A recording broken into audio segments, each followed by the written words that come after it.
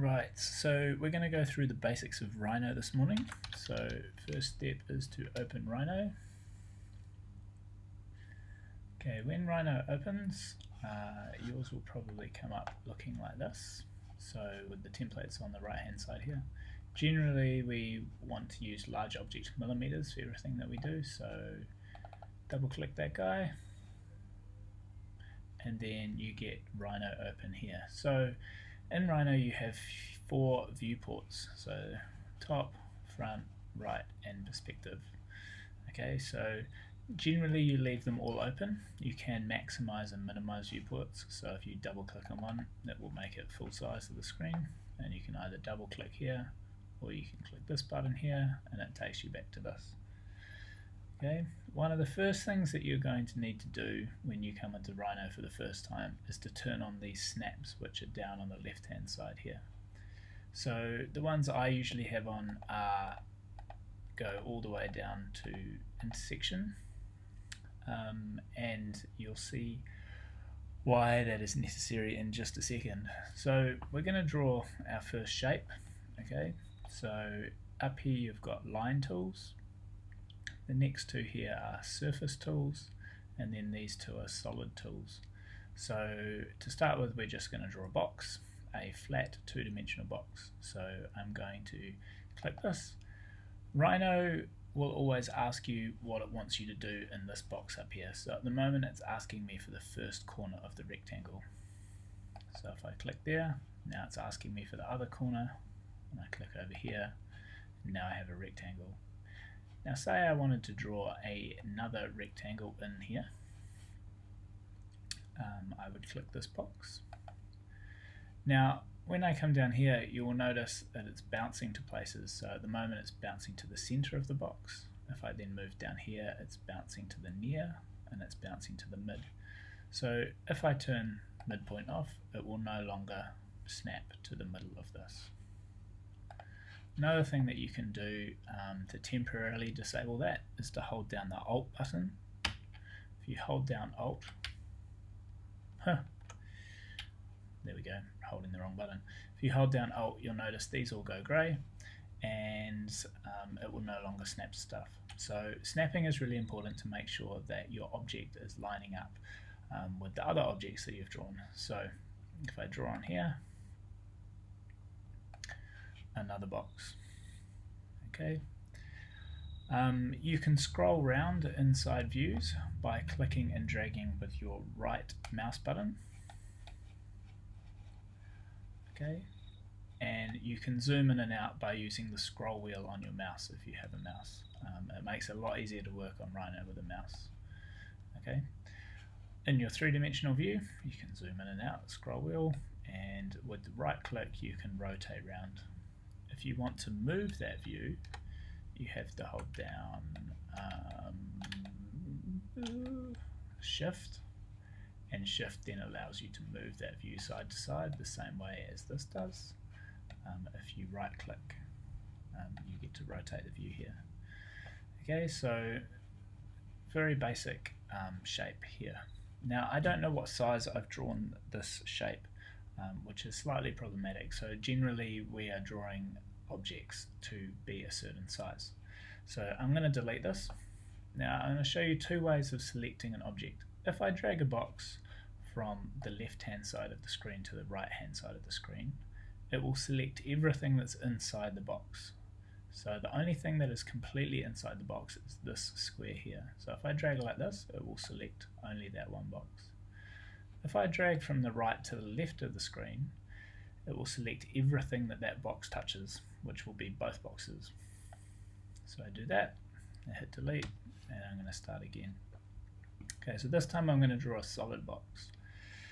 So if I click here, this is my solid box. If I click and hold any of these that have a little arrow, it gives you all these other shapes that you can draw. But we're just going to start with a simple box. So it asks me for the first corner of the base. So I click once. Now it's asking me for the next corner. I can either click or I can write a number in here. So if I say 100 millimeters, enter, my box is now 100 millimeters wide.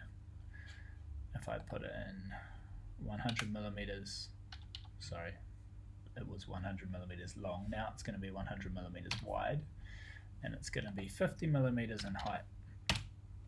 So I have drawn a box that is 100 that way, 100 that way, and 50 coming out of the screen in this view here.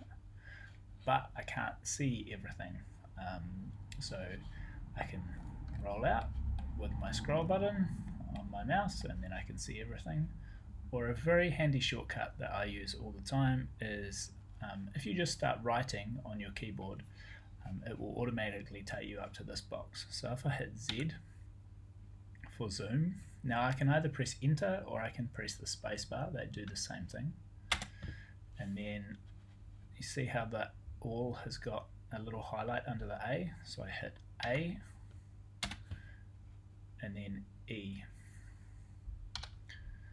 What that does is it zooms all the windows to the extents of the drawing. So one more time, that was Z, A, E. Okay. Then I can see my box that I've drawn. You'll see up in this perspective view at the moment, or in all the views actually, that the box is completely see-through. Generally I work with these views as see-through views and this view as a rendered view.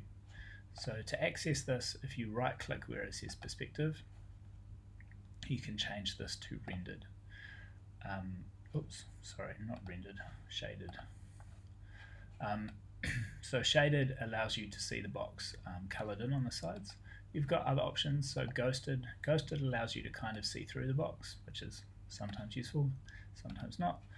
Rendered, the one I first clicked, this is when we start applying materials to the object, so we can apply wood or metal and then make it look pretty up in here. So it's kind of hard to see the edges of your box though when you're in rendered, so if you go back to shaded, I think it's easier to see the box.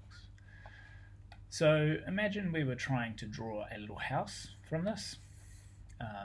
Perhaps we could then click and hold this over here. We could choose a pyramid, and so in this up here it's asking for, the first thing it's asking for is the center of the pyramid, and it's telling me here that the number of sides is 5. So if I click the number of sides, I can change this to 4 because I have a 4-sided box. Press enter. It's asking me for the center, so if I move my mouse to here, you can see that I'm not going to be able to find the center of this box. Okay, it's not snapping to the center. Okay, a way of finding the center, so we're going to cancel out of this, we're going to press escape, is to draw a line from the middle of this side to the middle of this side. Okay, so if I just get the line tool, and I can either work up here. One of the hard things now about I have a 3-dimensional box is I don't know whether or not that midpoint is on this top line here. Let's do it on this side so you can see. I don't know if I'm clicking there or if I'm clicking down the bottom here, because these two midpoints are stacked up on top of each other in that view. So I'm going to work in the 3D view for this, and I'm going to click the midpoint of there, and I'm going to click the midpoint of there. Then I'm going to press enter, and I have now applied that line there in the middle of the box. So now when I go back into here and I create a pyramid, number of sides 4, and it's asking me for the center. If I move my mouse on this line, you will see it will snap to the midpoint, and the midpoint of that is the center of this whole box. So I click once, then my box, my pyramid base is coming out here. If I hold down shift, it seems to do it on 45 degrees, which isn't particularly useful, but we can fix that later. Or I can come out here and I can click on the endpoint, which will put the base of the pyramid the same size as the base of the box.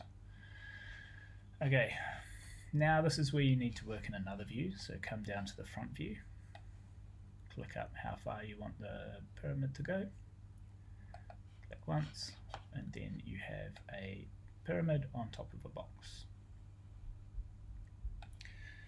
Okay, that's as far as this tutorial will go. So have a go, see if you can draw yourself a pyramid on top of a box. The next one will show you a little bit more about how to add and subtract shapes to one another to make more complex objects. Okay, thanks everyone, bye.